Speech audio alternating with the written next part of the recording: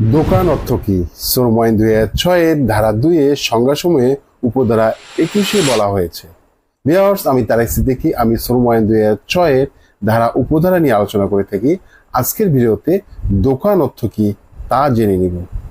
দোকান অর্থ কোনো বাড়িঘর বা আঙ্গিনা যাহা সম্পূর্ণ বা অংশত কোনো মালামাল নগদে বা বাকিতে খুচরা বা পাইকারিভাবে বিক্রির জন্য ব্যবহৃত হয়, অথবা যেখানে কোনো গ্রাহককে সেবা দেওয়া হয় এবং উক্ত বাড়িঘরের আঙ্গিনায় হোক বা অন্যত্রে হোক উক্ত ব্যবসা বাণিজ্য সম্পর্কে মূলত ব্যবহৃত হয়।